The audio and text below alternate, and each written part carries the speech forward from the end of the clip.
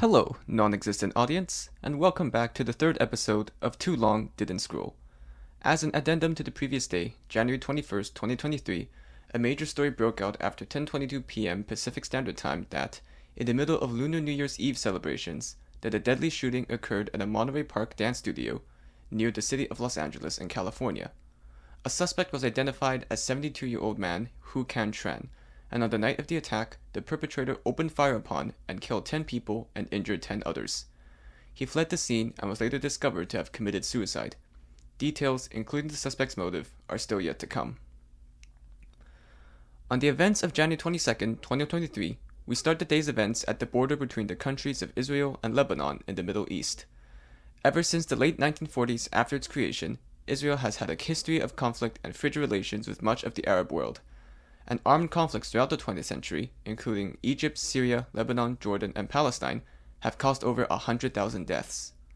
Relations between Israel and Lebanon soured today after the Lebanese government declared a state of emergency, in the wake of reports of Israeli military forces approaching close to the border fence between the two countries, breaching the so-called blue line between them, set up by the UN in 2000 to ensure the withdrawal of Israeli forces.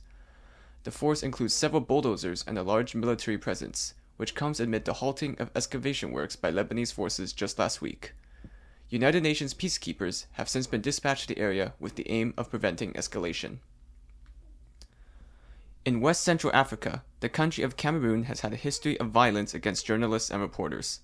A most recent example of this today was the discovery of the body of prominent journalist Martinez Zogo of Amplitude FM near the capital city of Youande, who was abducted by unknown assailants 5 days ago. While the circumstances behind his death have yet to be confirmed and police and government agencies have yet to comment, the abduction occurred in the midst of his coverage of an embezzlement scheme involving media companies and government agencies in a country known for repressing opposition. Media watchdog Reporters Without Borders and the Cameroonian Journalists Trade Union are mourning the loss of Zogo, and the latter has stated working media in Cameroon now entails a mortal risk. Moving across the continent and an ocean to New Zealand, the 2023 Labour Party leadership election has concluded with the unopposed victory of Education and Public Service Minister Chris Hipkins to party leader.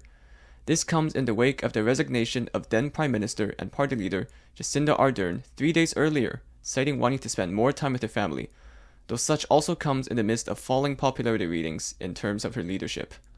Hipkins is expected to be appointed the country's new Prime Minister on the 25th of January, and he promises to help tackle the issue of inflation affecting New Zealanders and also going, quote-unquote, back to basics. In other news, an apartment fire in Kobe, Japan has left 4 people dead with an additional 3 more, potentially, and 13 people have also died as rescue efforts continue at a building in Aleppo, Syria, which has collapsed due to a water leak in its foundation.